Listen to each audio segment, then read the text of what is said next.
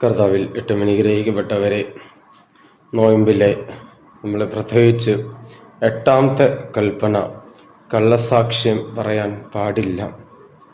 നമ്മൾ കള്ളത്തരം കുറേ കാണിക്കാറുണ്ട്, കുറേ കള്ളത്തരങ്ങൾ പറയാറുണ്ട്. മറ്റ് വ്യക്തികളെ വേദനിപ്പിക്കാൻ വേണ്ടി കുറേ അഹങ്കാരത്തിൽ കയറി കുറേ കാര്യങ്ങൾ നമ്മൾ പ്രവർത്തിക്കാറുണ്ട്. ശാന്തതയില്ലാതെ ദേഷ്യത്തോടെ പ്രതികാര മനോഭാവത്തോടെ നമ്മൾ കടന്നു പോകുമ്പോൾ നമ്മൾ കള്ളത്തരം മാത്രമേ നമ്മൾ പറയും.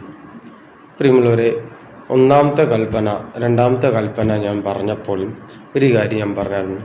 ഇന്നത്തെ കാലത്ത് ഒരു ആൾക്കാരുടെ ഒരു മനോഭാവം, ഗോഡ് പ്രോമിസ് എനിക്കറിയില്ല, ദൈവം സത്യം ഞാനിത് ചെയ്തിട്ടില്ല.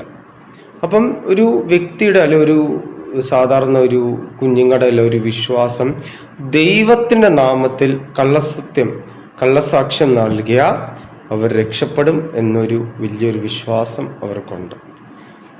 ദൈവനാമത്തിൽ ചെയ്യുന്ന ഏതൊരു പ്രവൃത്തിയും നന്മയുള്ള പ്രവൃത്തിയാണെങ്കിൽ രക്ഷപ്പെടും, തീർച്ചയായും രക്ഷിക്കപ്പെടും. പക്ഷെ ദൈവത്തിൻ്റെ നാമത്തിൽ കള്ളത്തരം മാത്രം കാണിക്കുകയാണെങ്കിൽ രക്ഷപ്പെടാനും പാടാണ്. അതാദ്യം മനസ്സിലാക്കുക. അപ്പം നമ്മൾ ആദ്യമേ മനസ്സിലാക്കണം, നമ്മൾ ഒരു വ്യക്തിയും വേദനിപ്പിക്കുന്ന രീതിയിൽ പ്രവർത്തിക്കാൻ പാടില്ല എന്ന് മനസ്സിലാക്കുക. അപ്പം നമുക്കറിയാം, കള്ളത്തരം വീണ്ടും വീണ്ടും വീണ്ടും പറയുമ്പോൾ വീണ്ടും രക്ഷകനായ ഈശോയുടെ നാമത്തിൽ നമ്മളെ തന്നെ ഒരു കള്ളനായും ഒരു പാപിയായി നമ്മൾ കാണപ്പെടുകയാണ്. 2ാമത്തെ കാര്യം നമ്മൾ മനസ്സിലാക്കുക, കള്ളസാക്ഷ്യം നമ്മൾ പറയുകയും ചെയ്യും.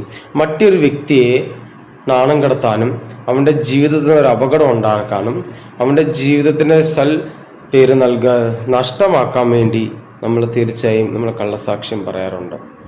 പിന്നെ 3ാമത്തെ കാര്യം, ഒരു വ്യക്തിക്കെതിരെ ഒരു കാര്യം പറയുന്നുണ്ടെങ്കിൽ ന്യായമാണെങ്കിൽ ശിക്ഷ നൽകണം.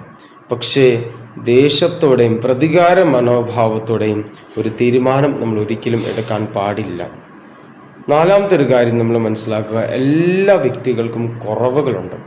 ആ കുറവിനെ മനസ്സിലാക്കി വേണം അവൻ്റെ നന്മയ്ക്കും അവൻ്റെ വളർച്ചയ്ക്ക് വേണ്ടി ആയിരിക്കണം നമ്മളൊരു കാര്യം ചെയ്യുമ്പോൾ അത് അനുഗ്രഹത്തിനുള്ള കാരണമായി തീരും.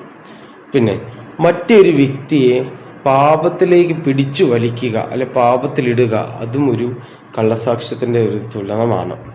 മറ്റൊരു കാര്യം നമുക്ക് മനസ്സിലാക്കുക, ഒരു വ്യക്തിയുടെ അറ്റൻഷൻ സീക്കാൻ വേണ്ടി മറ്റൊരു വ്യക്തിയെക്കുറിച്ച് മോശമായി വേണ്ടാത്തതും ഇല്ലാത്തതും പറയുന്നതും വലിയൊരു പാപമാണ്.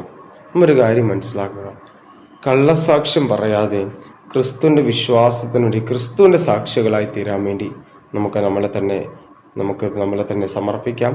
ദൈവം നമ്മളെ അനുഗ്രഹിക്കട്ടെ, ശക്തിപ്പെടുത്തട്ടെ. ആമേൻ.